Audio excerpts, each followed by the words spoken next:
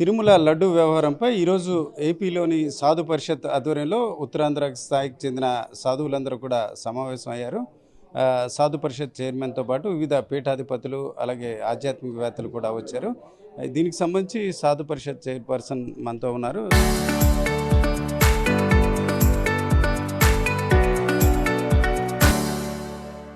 స్వామీజీ, ఇప్పుడు దాదాపుగా 2-3 గంటలు మీరు అందరూ కూడా సమావేశారు.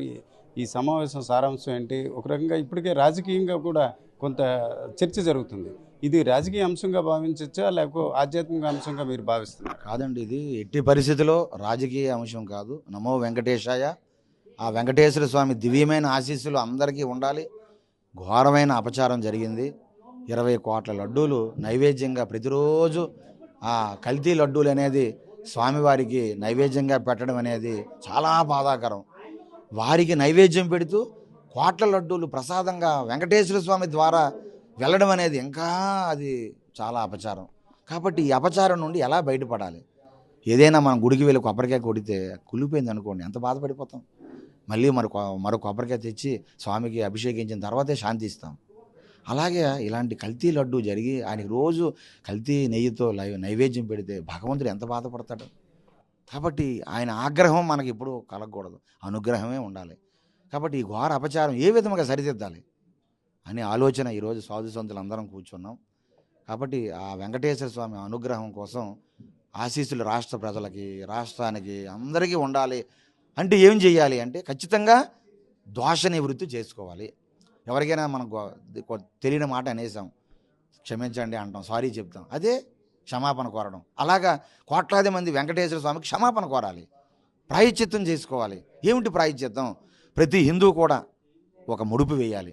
కుటుంబ సభ్యులు అందరూ కలిపి ఒక దీపం పెట్టుకోవడం, ఒకే సమయంలో ముడుపు వేయడం. ముడుపు వేసుకొని అందరూ ఆ దగ్గరలో ఉండే ఆలయాలకు వెళ్ళి ఆ ముడుపులన్నీ కూడా రూపాయి నుండి ఎంత ముడుపు కట్టుకోనివ్వండి, ఆ ముడుపులన్నీ కూడా ఆ దగ్గరలో ఉండే ఆలయాల్లో హుండీలో వేయాలి. అందరూ ఒకేసారి గోవిందనామస్మరణ చేయాలి.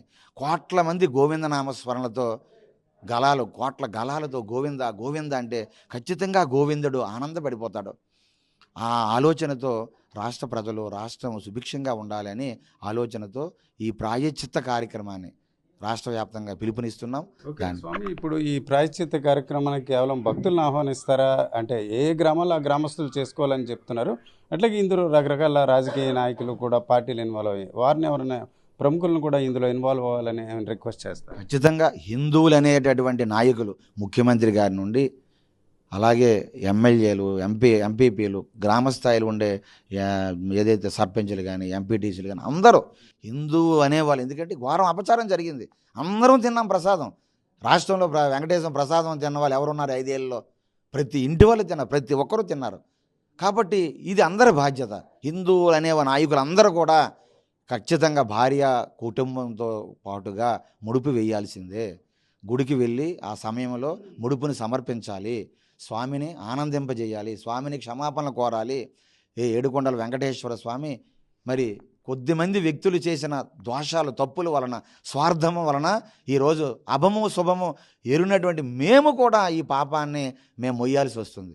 మేము నీకు అపచారం చేసిన వాళ్ళు అవుతున్నాం. కాబట్టి ఆ కొద్దిమంది వ్యక్తులు దోషాలని సమాజానికి అంటగట్టకండి, మా అందరికీ అంటగట్టకండి, వారిని శిక్షించండి, మమ్మల్ని రక్షించండి అనేటటువంటి ఆలోచనతో చక్కగా ప్రాయశ్చిత్తంతో ఆ ప్రార్థన చేసుకొని ముడిపి వేయమంటాం. ఆ సమయం ఆ ప్రాయశ్చిత్తం తాలూకా శ్లోకాలు అన్నీ కూడా వెల్లడిస్తాం. ఆ ముఖ్యమంత్రి గారు, ఉప ముఖ్యమంత్రి గారు, అలాగే ప్రతిపక్ష నాయకుడు జగన్మోహన్ రెడ్డి గారిని కూడా ఆహ్వానిస్తాం. మీడియా ముఖంగా చెప్తున్నాం, ఆహ్వానిస్తాం. అవకాశం ఉంటే వ్యక్తిగతంగా కూడా చెప్తాం.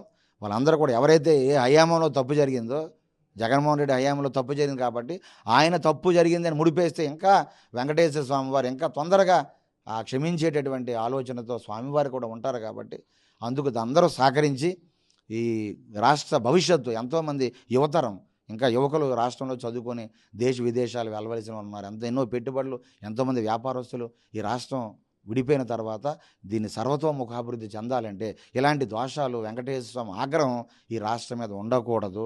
రేపు రాజధాని నిర్మాణం జరుగుతుంది శరవేగంగా. రాజధాని నిర్మాణం జరగాలంటే స్వామి ఆశీస్సులు ఉండాలి, భగవంతుడి ఆశీస్సులు ఉంటేనే ఏదైనా ముందుకెళ్తుంది. కాబట్టి ఆశీస్సులు ఉండాలంటే ఈ దోషాన్ని ఇక్కడతో కట్టి పెట్టాలి. ఈ దోష నివృత్తి జరగాలి అంటే ఏం చేయాలి? ఖచ్చితంగా ప్రాయశ్చిత్తం చేసుకోవాలి. కాబట్టి ఈ సమయము, డేటు మేము ప్రకటిస్తాం. హిందువులు అనే వాళ్ళందరూ కూడా సహకరించి చక్కగా ముందుకు రావాలని ఈ సందర్భంగా మేము మరీ కోరుతున్నాం స్వామి. ఇది ఈరోజు సాధు పరిషత్ అంశంలో ఒక తీర్మానం చేశారు.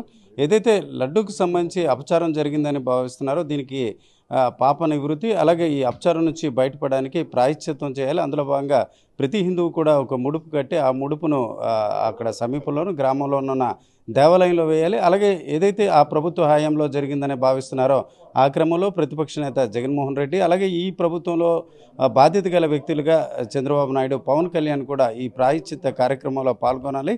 త్వరలో ఈ అంశంపై ఒక తేదీ కూడా ప్రకటిస్తామని సాధు పరిషత్ చైర్మన్ శ్రీనివాస్ సార్ శృతి చెప్తున్నారు. కెమెరా పర్సన్ తిరుపతితో Ramachandra, RTV, Visakhapatnam. Local to global news at your fingertips. మీ చేతిలో ఒక ఆయుధం. Download raw TV app. Media legend Ravi Prakash is back.